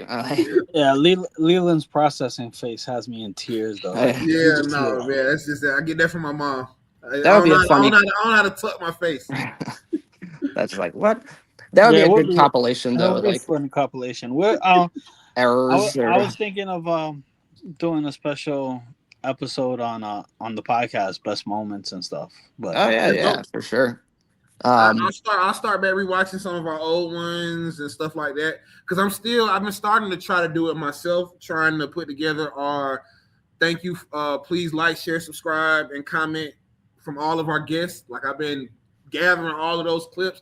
I think I might just have an editor do it, but I've been trying to do it myself and trying to gather it and put it all together in a video. It's just taking a minute. yeah. But where we Yeah. at, Jack? Oh yeah. So yeah, that is insane. 1 in 6 people. Sometimes people are arrested 6 or 7 times. Fantastic scene. And now, as you mentioned, the robbery of Ronald and Nancy Hamilton, which I Yep. found funny because that's also the Reagan's names. I don't Yep. know why I put that together, but yeah, they discussed this robbery that they did. This is the most insane one because they've robbed this dude in broad daylight and they follow him to his house and they live in a really nice house. Um, and Wayne Jenkins pretends to be a prosecutor and does a really bad job of pretending to be a prosecutor. You get the sense that this guy doesn't believe him too. You know, he's Yeah, just yeah. like He's you're just full of going along shit. with the bullshit. Yeah. He's not even wearing like a suit. He's wearing an Orioles shirt. I mean, Uh, it's kind of funny until you realize it's true. Like yeah, exactly. if it was like in a fictional like show, I would be cracking up. Like, oh, they Mm. pulled one off, But the fact that it really happened, you're like, Jesus, this is fucked up. yeah, for Um, sure. it's also like, why would a prosecutor hang out in the same office as a bunch of cops? It makes no sense. Why would they all just work together? A prosecutor never goes to the guy's house. Like none of this adds up at all. You don't have to be a law expert to understand. Like it's just like common sense that the way he talks, it doesn't sound like it's like an attorney. And I want to say I don't think you could get away with this today, day and age. But this is not too far. This No, is pretty recent. this is like 10 years ago. Yeah. It's fucking insane. Um, and I wonder if that was part of the charge of like impersonating an attorney. Like, that's all part of like fraud in the general category. Maybe for the next episode, we'll print out all the charges that Wayne Jenkins faced. Yeah, I think that's a good idea. And like the top 5 craziest things, because it's like this impersonating an attorney and robbing a dwarf are probably like for me the top 2 most insane things. That's up there. The robbing of the drug dealers from the raids, the Freddie Gray. Yeah, That's insane. that yeah. Oh yes, all the pills, The like a whole pills, fucking that's insane. And I Yeah. don't know if it's just that scene, but the bondsman in that documentary, the I call it monster documentary, he says that Wayne Jenkins was bringing him so much drugs, he didn't know what to do with it. Like it was Yeah. so much, not just the pills. He was Mm. like, he was bringing me so much stuff. We couldn't move it. Like He I was had, like a one man cartel. yeah, bro. Like it was they were, but he was going crazy. And like it's a scene in that documentary where Wayne brings the bondsman in on a robbery, and he's like he has him kind of like involved. Like, hey, go to the house, go sit around the back, and the dude like I'm trying to remember. I think he said he didn't end up doing it. It was like it was just too much, and it was something. Like y'all have to watch the documentary, man. This yeah, I definitely shit want to. crazy. This shit We crazy. can even review that one sometime Yeah, too. no, Yeah, you for probably sure. should. That shit it's insane, y'all. It's gonna give y'all a look, and it's got like the district attorneys, they're speaking on Wayne Jenkins. Like you'll hear some of the other sides of what they were doing in Baltimore, man. The shit crazy. Like shit crazy. And also, as a side note, this is kind of random, but the actor who plays the bondsman does such a great job because that's such a Baltimore accent that he has. I was wondering what kind of voice that is, and it's like I was watching one of my favorite comedians, Stavros Halkias. He's from Baltimore, and he was talking about people sound like that. They're like, "Yeah, man," they have the voice like it's so specific. Yeah, her, yeah, and it's like that is exactly how they sound. I have some relatives from like Pennsylvania, Maryland area, and they sound like that too. It's so like the guy, yeah, he really did a good job of sounding like that. So speaking on that, completely, I don't call it unrelated, but kind of related because it's our executive producer. But Miss Donna said on the Clay, she commented on the Clay Davis video. She said that her uncle, I think, used to say she, and he used to say it too. Like kind of thing. So it is what it is kind of thing. They do have that set native tongue and set native language to themselves. Good good attention to detail that these guys do, to sound like these people. Whereas like John Berthel does a great job. He's kind of like does his own voice though, like kind of the same voice he does for a lot of stuff. Yeah, I don't know if it's necessarily if he's honing in on a Baltimore accent necessarily. Right. Or just I don't know. I can't say that he doesn't sound like Wayne Jenkins or that he doesn't sound like a Baltimore person. I don't know. I think it's just I don't even think it matters. Like I don't even think it's, you don't sound like you from Baltimore, but you don't need to necessarily. If he doesn't, and I don't know if he doesn't or not, I'm not sure. Like to compare it, but I couldn't imagine him doing a better job at what he did on the screen for this role. Like it was, he carries this larger than life persona and into the character where it's like you really believe, like anytime he's on the screen, you're kind of glued to what he's saying. And y'all know what? Just watching him and We Own This City and His and Hers, because I like His and Hers. I was a big fan of it. It makes me kind of want to go back and watch some of his stuff in The Walking Dead and to kind of see like how big on screen he was. I know in Wolf on Wall Street, he kind of had he was kind of big on screen, but it wasn't really. He was so funny in that movie. He was hilarious. Hey, Ma, we have a chicken. He was hilarious in that movie. And the scene with him and Jonah Hill, with Jonah Hill shows up high, and he tries to give him that shit is hilarious. Okay, but like, were you coming on to me? He's phenomenal. But as far as him being a Baltimore native or sounding like it, I couldn't tell. I mean, it didn't make me think, hey, you don't sound like you from Baltimore, kind of thing. Right. Yeah, he The Walking Dead, that was kind of like his breakout role, He was like the big breakout actor from that show. Yep. And I was saying to Jesse before, Leland, like, in what world would an attorney accompany the cops to a guy's house, like, to take the fucking? It's insane that they thought they could get away with this. Why are we meeting at the barn too? What attorney has his office at the barn? What the fuck is that? And why are you in my fucking house? Talking about drugs and shit if you're an attorney. That's another, thank you for mentioning that, Jack. And Jesse for that matter. That's another twist. So in real life, this scene where Jenkins is talking to the homeowner about the drugs and shit, in reality, it was Ram who was talking to him about, trying to make together like, hey, you can have a dirty cop in your pocket kind of thing. We kind of work together kind of thing if you want to. It was Ram in real life that was having that conversation, not Jenkins. So I don't know.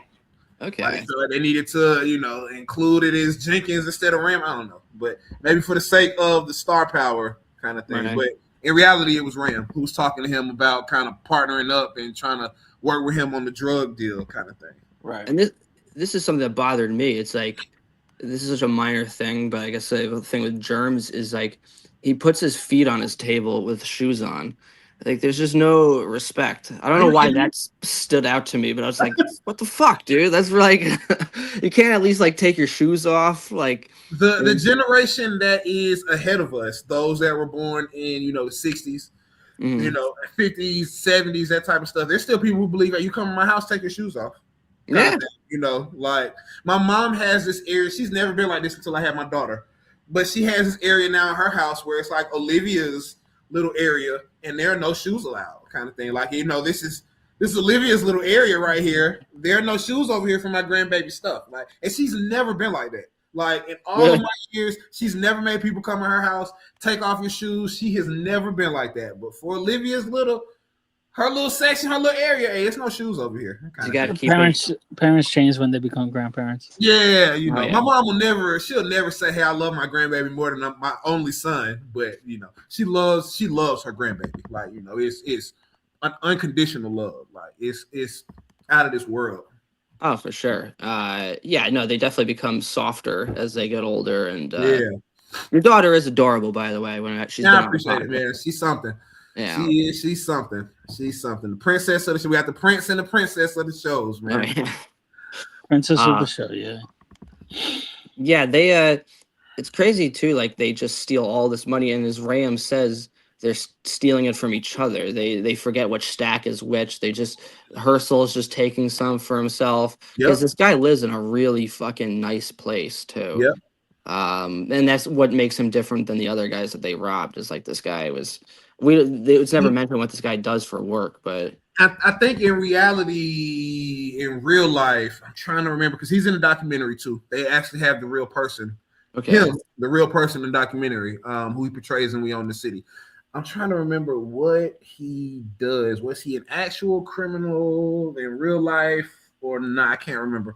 I don't want to say what his profession was and get it wrong, but I just have to rewatch the documentary. But yeah, he speaks in the documentary too about it.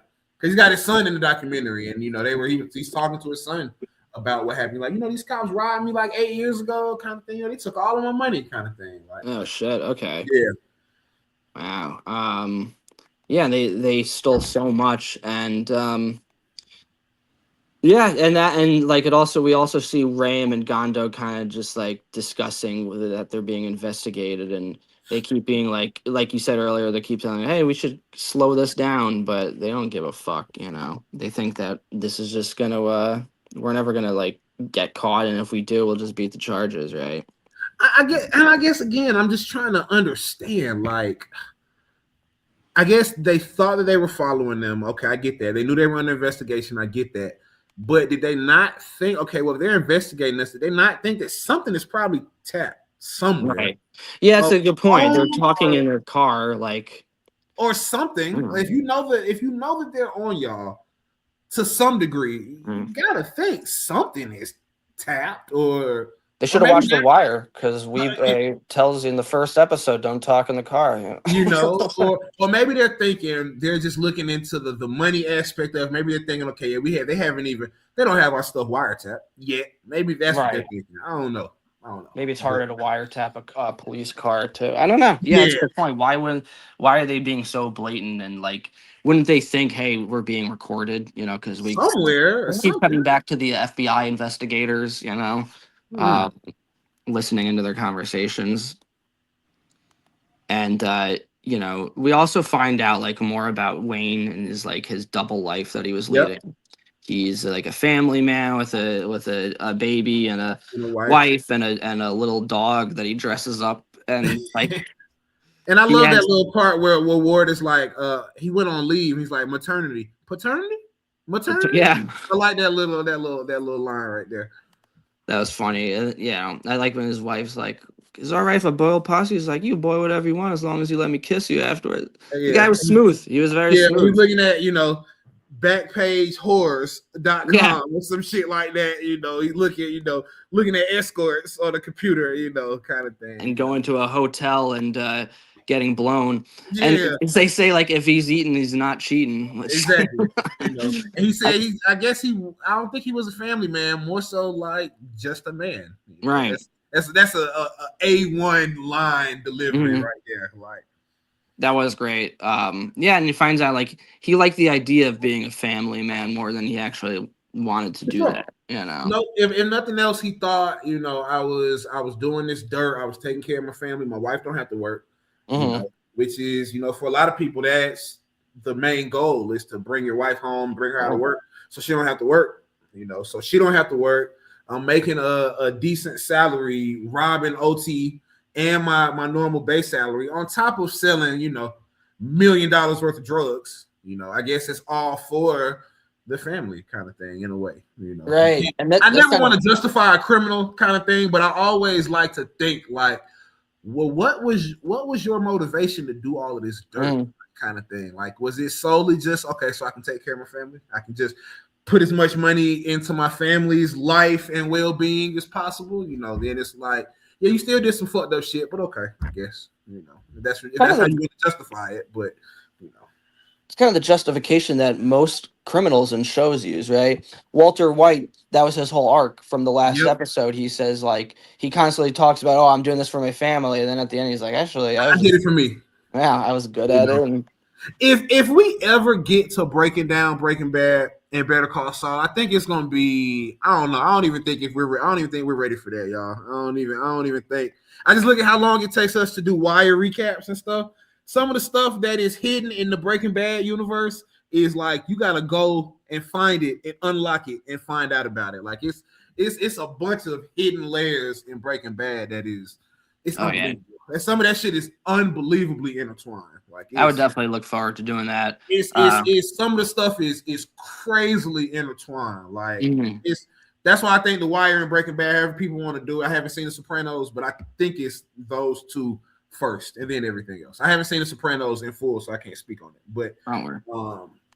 those two shows are, in terms of the nuggets and the stuff that you have to uncover as a fan, it's not a lot of shows that are like that in those regards. Like No, for sure. Those are like the top three, and maybe Mad Men for the Mount Rushmore of shows.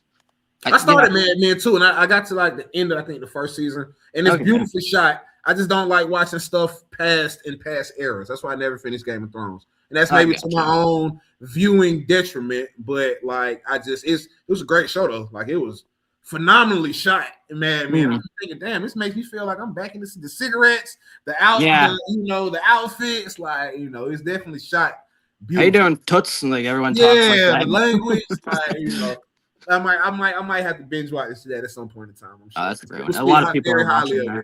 Yeah, people speak very highly of Mad Men. Nowadays, a lot of people are watching it again because it's on HBO.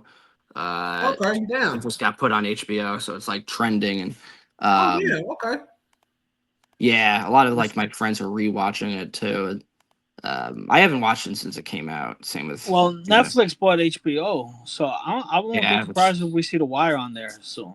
And that would create another resurgence, Yeah, that's the one good thing. I'm not in favor of Netflix purchasing Warner Brothers because there's a lot of like, I feel like it will be detrimental in movie theaters. But did the deal actually go through?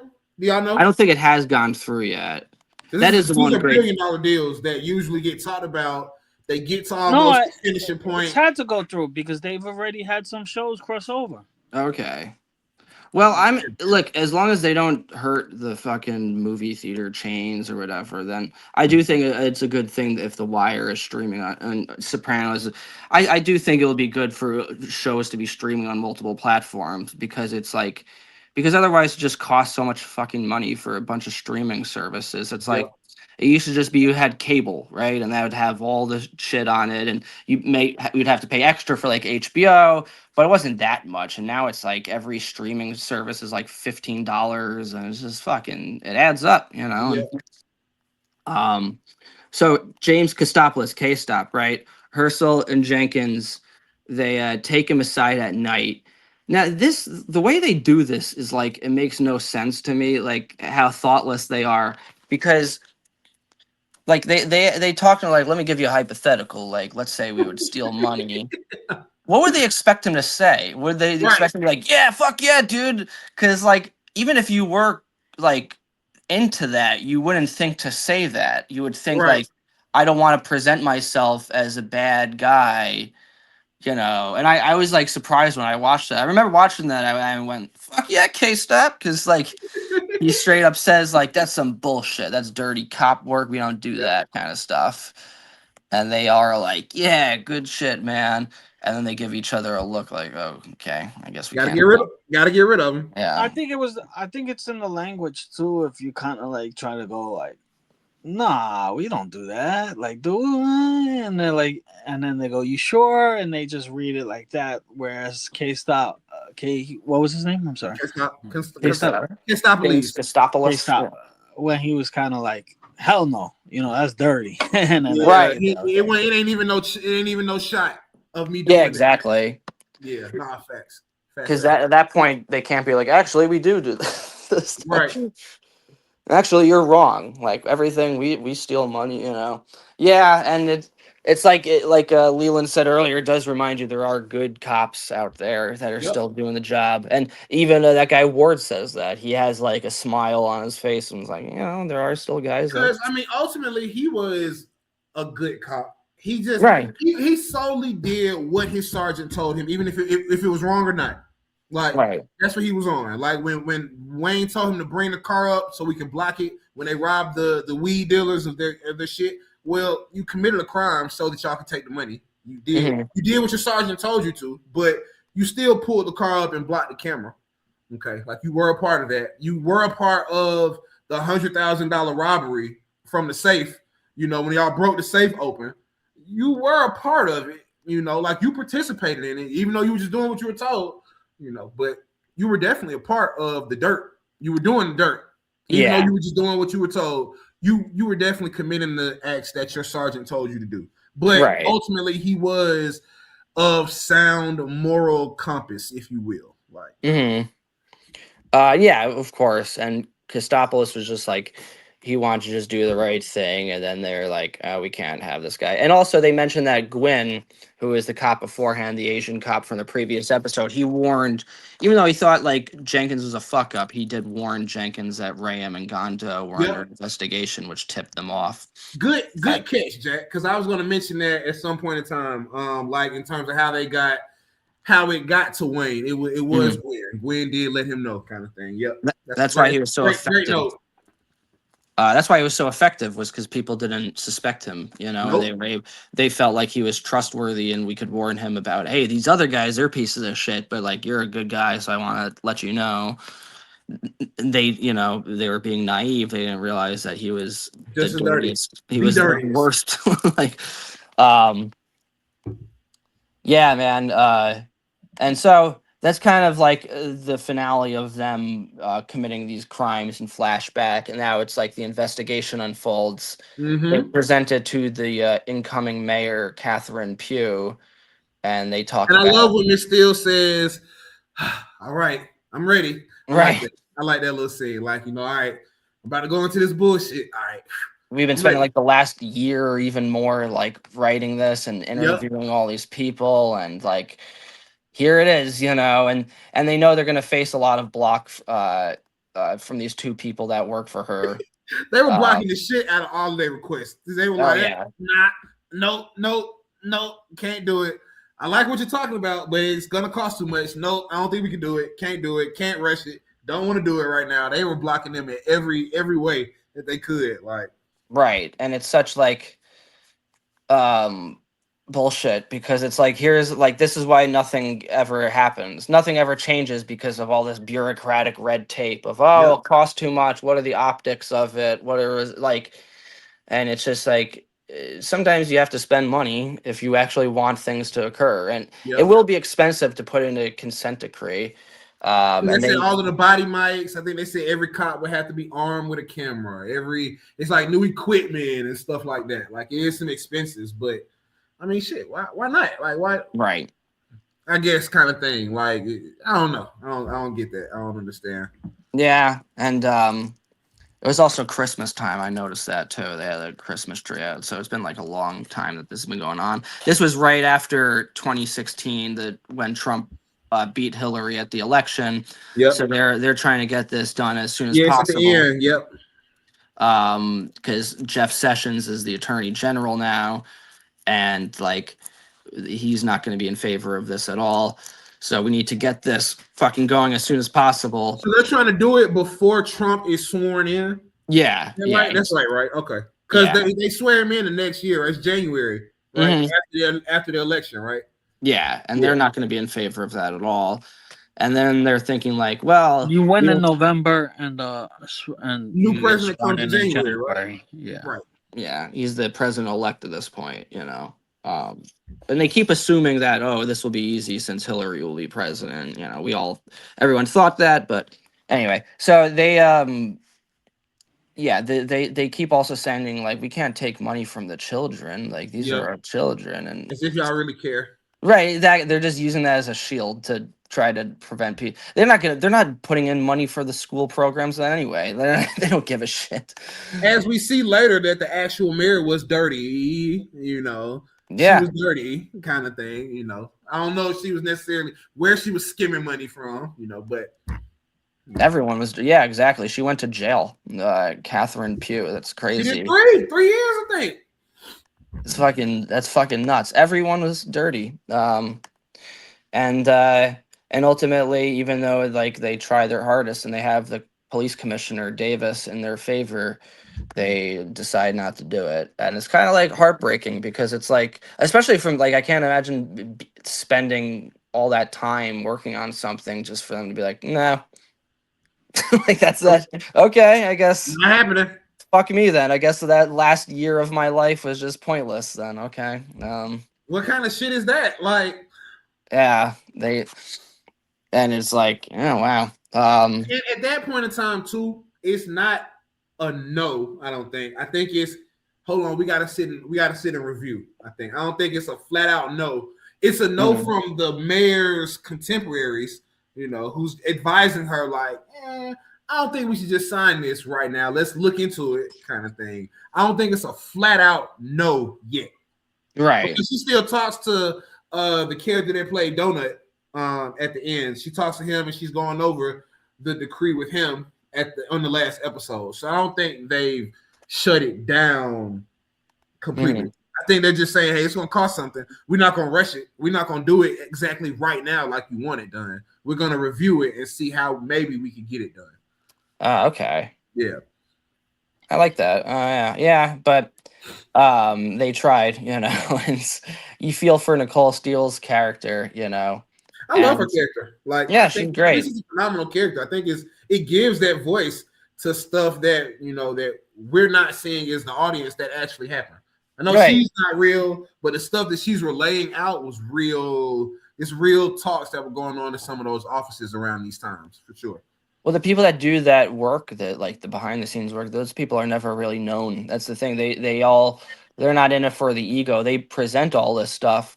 Like the investigators did all this findings and they caused these people to be arrested, but then they get the guy Rod Rosenstein, who ended up being the deputy attorney general under Trump, to give that speech of we're doing all the, so it's like the people who do the least work are the ones who you see on cameras and like we did this, like, but it's the guys behind the scenes that are like that spend the hours and the energy. Those are the ones that like make the difference. And so then like there's also it kind of ends with them arresting all these people. She's on the flute and she mentions she's playing Debussy's Prelude. I love that scene too. That's beautiful. Yeah. It sounds beautiful. Her playing the flute. It is, and prelude means like something that happens before the more important event happens, and then he's also trying to impress her like by like, hey, you listen to Jethro Tull, and but also yeah, all these guys we see a flashback to not a flashback to the scene that we watched in the first episode when Wayne gets arrested, and he talks to that guy from season 5 of The Wire, who was committing suicide by cigarette. And I wish from the first episode, I don't know why they didn't include in this episode. I wish they would have said again, I'm Superman. They can't fuck with Superman. I wish they would have included that one in this part too. I don't know why they took that out. I don't know, but I wish they would have said that again in this episode. And also too, the shirt that Gondo has in this episode, I know it looks crazy flashy. That's the exact shirt he had on when he got arrested. All right. Oh, really? Yeah, I've noticed that too, Gondo. Yeah. That's a shout out to Miss Donna because she was the costume designer. Yeah. Oh, shout out Miss Donna. Always love you, Miss Donna. But yeah, it's in the beginning. Like if y'all are watching the opening credits, you can, if you stop it quick enough, you'll see he has on that same silk shirt. Like I noticed that too. I was like, everyone is like dressed casually, and Gondo's wearing like a really nice shirt there. And speaking of Gondo, this is how ballsy Gonzo was. Not just a shirt. Okay, That man parked in a reserved parking spot when he pulled up. When he pulled his car up, he parked in one of the reserved for sergeant parking spots. You know, so he really didn't give a fuck about shit. Like, you know, Just doesn't give a shit about people. I don't care about no rules nowhere. Okay. Yeah. And then they all get arrested, and Suter sees that from the TV, and he's like has sort That of a boy looks crisis stressed. moment.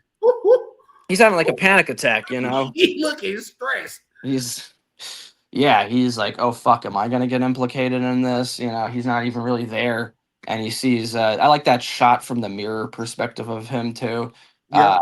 He's just like, he's flashing back to all the stuff that he did with Wayne, and that's when he realizes that Wayne planted those drugs. I think he wasn't aware of that. That's when it catches on. Oh He shit! starts thinking. Yeah, he starts seeing all of those flashbacks, and you're right. He's having a panic attack, bro. He's not ready for it, bro. Like, and as somebody with one child, okay, you got 5 kids, bro. You got a lot on your back, okay. Yeah. Like, I can't imagine, bro. You know, he dealing with a lot of pressure, bro. Like, so it's he's definitely stressed the fuck out, bro. Oh sure. Yeah, it's and then we find out more about Nicole Steele, how her dad was in law, and like I mentioned the story earlier about how her brother was hassled by the police and he moved to Atlanta. Shout out Atlanta. Yes, sir. And that's kind of like her story is like she started off as a prosecutor, but she's like, I don't want to put people in jail. I want to actually like help people who are being hassled by the police, you know. And it's kind of one moment where we kind of like slow things down and find out more about her and Ahmed and their, you know, it's like after a long day of work, they have dinner and they kind of talk about shit. It's a good scene. It's definitely a good scene. And it ends with Suter looking out the window, feeling like the time's running out, like he's gonna get caught soon. Yeah. Yep. And then they show that them towing that Impala, which was Buddy's car from earlier. Jesus Christ. I didn't even realize that. That's crazy. Yeah. That's the one that Herschel stole. Yep. Fucking Herschel. Yeah, so we're almost done with We Own the City. Almost done. We Own this city. We will be almost exclusively back in The Wire. We wanted to jump into a phenomenal breakdown, Jack. Thank you, my boy. We wanted to give you all something different. You know, we're doing a bunch of stuff. We just put out our first movie review. There will be more to come. We're definitely going to get into reviewing movies on this channel and reviewing other stuff. We're just trying to keep it within the Wire Baltimore world at the moment, but that might change. You know, we enjoy breaking this stuff down. We enjoy giving you all content, so we definitely appreciate it. Who was your standout? Jesse had to go to Jack. Who was your standout actor from this episode, bro? I would say newly Academy Award nominated Wunmi Mosaku, Nicole Steele, and also Treat Williams, who played Grabler with that scene together. I thought that was a really great scene from the show. So I think that, like I said, we find out more about who she is and why she's doing what she's doing. I told you, it's probably one of my favorite scenes in the whole series. That scene with him. Even the next scene in the next episode will break down with him. He's just, man, I don't know. He speaks with such conviction. Like, it's deep. It's deep. I love those scenes with him, bro. I ain't gonna lie. He's definitely passionate about. Yeah, bro. It's good stuff. So great episode. Shout out to Miss Donna Adrian Gibson, who worked on this show. Miss Debbie as well. Miss Debbie Young. Sure. Both. We will shout out all of our past guests. Kamal Smith. He's got a YouTube channel called at DRAHCIRTV. Julito McCullum, you can go to his Twitter and get the Wire hoodies, and he's got an album out called 33 Summers, I believe. Chris Clanton, The Law to Finessing Me. It's a book that he has out. You can look for it on Barnes & Noble, and he's doing a play with Felicia Snoop Pearson. I know it's in Baltimore and here in Georgia. He's doing Set It Off on stage, so please check that out. Go to his IG, his Twitter, and look for the links. Maestro, who played Randy on The Wire, he's got a podcast at Maestro Harrell, and then he does a Wire Wednesday stream every Wednesday. So tap in with him. He's got good stuff. Nakia Dillard, who was on The Wire in season 3. He's got an acting school where you can sign up if you want to get into the acting career and the acting game. He'd be glad to help kids, teenagers, adults, older people. It doesn't matter. They take on anybody and they'll help anybody get situated with the acting. S&P Rise is the nonprofit organization for Mr. Alonzo Wilson. Please check that out at snprise.org. Miss Amanda Johnson, she has her gallery in Delray Beach, Florida. You can check it out at amandajohnsonstudio.com. Andre, what is his name? I don't want to mess his name up, Jack. Andre Severino. Severino. I always want to get his last name right. Andre Severino has a podcast, Silverback Chronicles podcast. He's done a few episodes with John Bernthal. Please check that out. And last but not least is Trey Shaney. Please support him at shaneyway.com. It has his apparels, his music, anything associated with him. It's a one-stop shop, so we appreciate it. Again, please like, share, subscribe, comment, Wiretap Truths. We are at 140,000 views as a channel, so we are continuing to push forward. We've got some fresh content that we're going to be putting out soon. We're going to be breaking down characters from The Wire one by one. Our first character analysis will be Bodie. I don't know when we're going to shoot it, but he's going to be the first person that we break down as far as character analysis. So we appreciate all the love, all the support. Thank you all so much. Please support. If you want to sponsor us or you want to be advertised on our channel, please feel free to reach out to any of us on Facebook or in the comments. Let us know. We can be reached at wiretapptruths@gmail.com. So we appreciate it. Again, please like, share, subscribe, comment, Wiretap Truths. We are signing out. Thank you so much, Jack. Appreciate you, bro. Of course, man. Have a great weekend. Peace. You too.